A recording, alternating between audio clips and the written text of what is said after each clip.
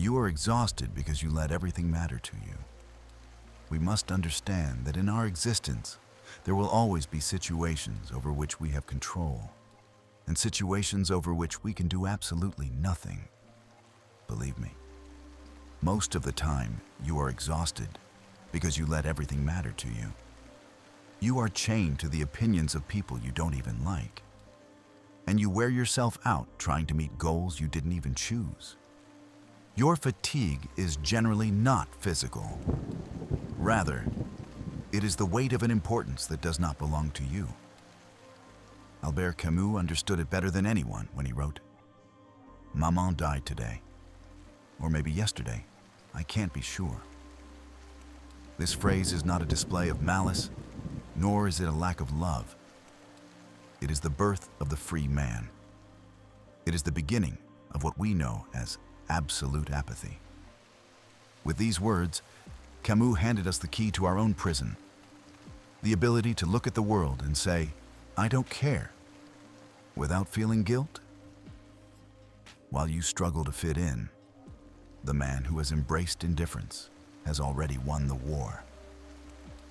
Today, we are going to arm your apathy so that you can be, for the first time in your life, someone free, someone untouchable.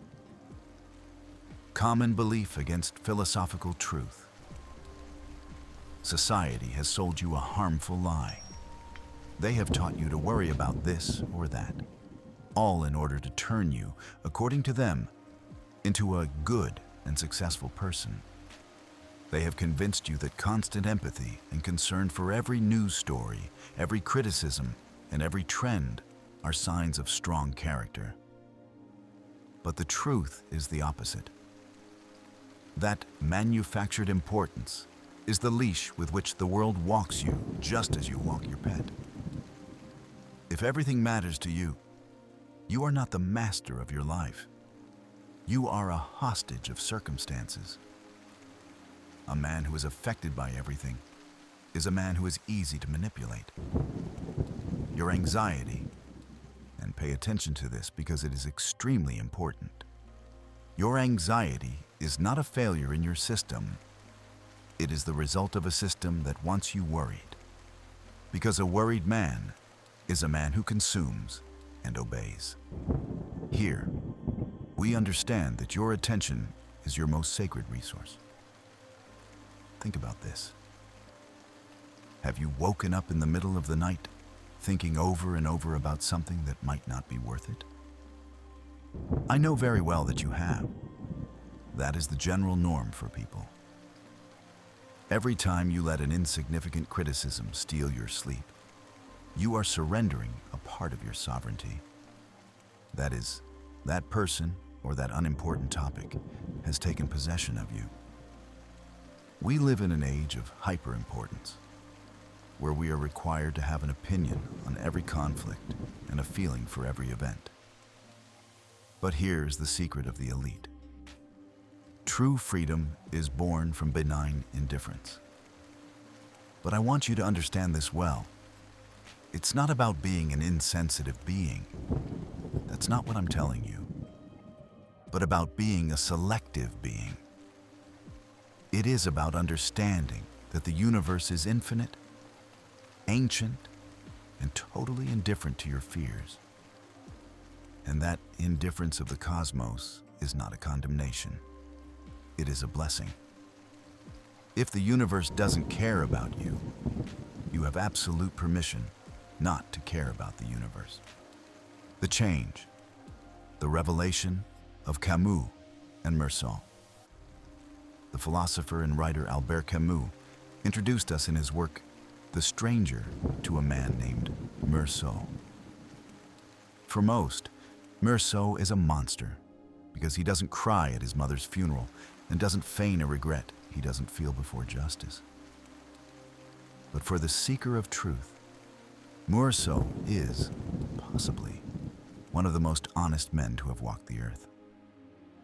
He is the stranger because he refuses to participate in the theater of mandatory emotions. He understands the concept of the absurd, the tension between our desire to find meaning and the cold silence of a universe that offers none. Once you embrace the absurd, something magical happens to you. You stop being a victim. If nothing has a meaning imposed from the outside, then you are the only architect of your reality. At the end of his life, Meursault looks at the sky and opens himself to the indifference of the world. In that second, fear disappears. There are no longer judges that matter, nor goals to achieve to please strangers. Only the present, the marble, and the gold remain. Absolute apathy is the method to become that stranger in your own life. It is looking at the chaos with a cold smile and understanding that your peace is not for sale. You don't need the world to make sense to be powerful. You only need the world to stop having power over you. The synthesis, application, and the rock of Sisyphus. How can you apply this starting today? It's not about retreating to a cave, but about walking among the crowd with an armor of active indifference. To achieve this, you must master 3 fundamental pillars. The first is strategic contempt. Don't waste energy hating or fighting against what bothers you. Simply withdraw your attention. Believe it or not, hate is still a form of importance. Contempt, on the other hand, is the void. If a criticism doesn't build your world, treat it like the sound of the wind. It's there, but it means nothing.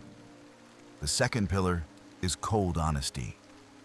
Like Meursault, stop lying to make others feel comfortable. If you don't care, don't pretend you do. Reclaim your time and energy by saying no without giving explanations. Your life is not an explanation for others. The third pillar is the rock of Sisyphus. Camus, in his novel The Myth of Sisyphus, taught us that Sisyphus, condemned to push a rock for eternity, is actually a happy man. Why? Because the rock is his. His effort is not for a god. It is his own manifested will. Accepting that life is absurd, you stop carrying the rocks that others put on you, like social validation, and you choose your own rock. You carry it because you want to, because it is your way of rebelling against the void. Your work, your goals, and your struggles stop being a burden to become your private property. Final closing. Toward sovereignty. The world will continue trying to hurt you with its chaos and expectations. But from now on, your soul must be made of white marble, and your scars should shine with acceptance. You will no longer seek meaning on the outside, because you have understood that you are the only source of value in your universe.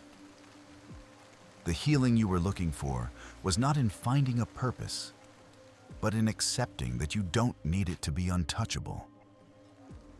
Don't let this lesson dissolve with foolish distractions.